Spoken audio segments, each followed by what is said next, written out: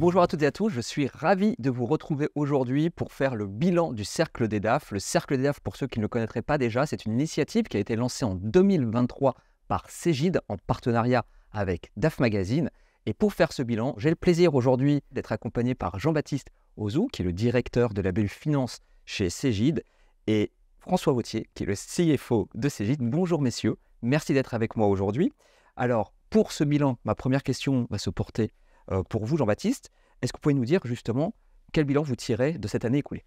2023, un grand succès de ce cercle des DAF avec 5 matinales, 30 DAF participants, une information, une matière première majeure pour Cegid et pour les participants, autour de 5 grands thèmes, l'inflation, la rétention des talents, le reporting extra-financier, le rolling forecast et leur réglementation, la conformité globalement.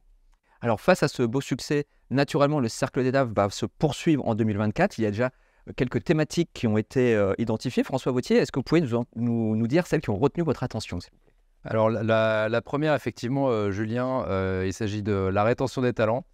Encore et toujours, c'est vrai qu'avec les outils digitaux aujourd'hui, c'est un des sujets qui constitue le nerf de la guerre. Aujourd'hui, le capital humain est véritablement le facteur différenciant qui va faire qu'une DAF est performante ou ne l'est pas. Et puis, on va aller explorer même au-delà de cette rétention des talents avec des notions de boost sur l'engagement collectif et l'attractivité d'une direction financière et de sa marque employeur. Donc, premier sujet.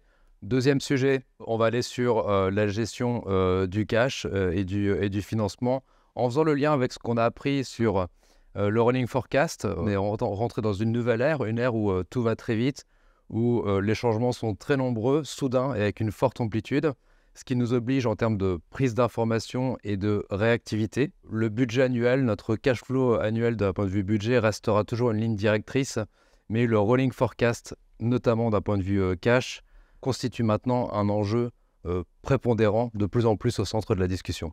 Et puis, je dirais un troisième thème avec la gestion des risques, la gestion de notre compliance avec toujours, on va dire, cette façon qu'on a de conjuguer la mise en conformité, la gestion des risques, tout en augmentant notre productivité. Voilà tout un challenge et on parlera aussi de comment les outils digitaux, justement, peuvent nous aider à maîtriser nos risques.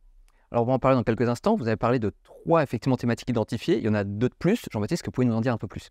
2 autres thématiques complémentaires qui viennent argumenter, compléter les 3 premières. Le premier sujet, c'est bien évidemment la conformité réglementaire, parce que ça reste un fil rouge, quoi qu'il arrive, dans le dispositif des DAF.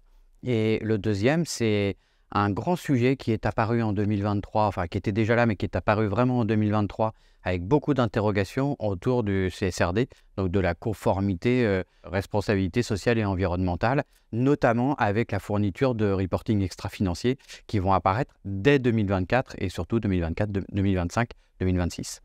Alors François, il y avait aussi un point qui était important pour vous, c'était l'impact de l'IA sur la fonction finance et ses équipes. Alors pourquoi est-ce que c'est effectivement à ce point-là essentiel?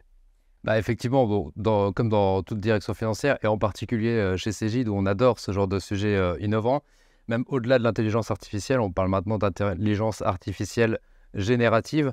Donc on est dans notre cercle de directeurs financiers plus ou moins avancé sur le sujet, sachant que c'est très nouveau pour nous. Donc voilà, on est en train de se projeter dans des réflexions collectives sur qu'est-ce que ça va changer dans notre facilité d'accéder à l'information pour nous et même aussi pour toute l'entreprise. Comment on va pouvoir s'en servir pour contrebalancer des temps de production par des temps d'analyse et de création de valeur pour nos équipes. Et puis aussi, comment on parlait tout à l'heure de rétention des talents, d'attractivité. Comment l'utilisation, le voyage au cœur de cette intelligence artificielle générative va pouvoir constituer un renforcement de l'employabilité de nos équipes qui auront participé à un projet d'IA. Alors l'IA, effectivement, c'est un sujet qui est très important. Ça va être un fil rouge finalement dans chacun des ateliers qu'on va faire cette année en 2024. Pourquoi est-ce que c'est important pour Cegid d'accompagner les DAF sur ce sujet? Parce que comme l'a dit François, il y a un bouleversement avec l'IA générative qui est total dans l'approche de l'information. Et donc chez Cegid, on a quelques mantra comme ça que l'on veut répéter.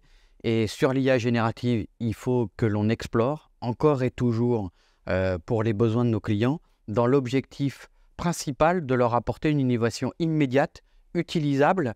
Et donc, ce que l'on fait en ce moment, c'est qu'on est en train d'intégrer dans nos applications déjà existantes tout un pan d'IA générative pour accompagner l'utilisateur, accompagner la sortie de reporting, accompagner la nécessité d'être compliance par rapport à la réglementation pour les DAF. Merci François, merci Jean-Baptiste. Merci également à vous d'avoir été avec nous. Moi, je vous dis à très bientôt sur un futur atelier du Cercle des DAF.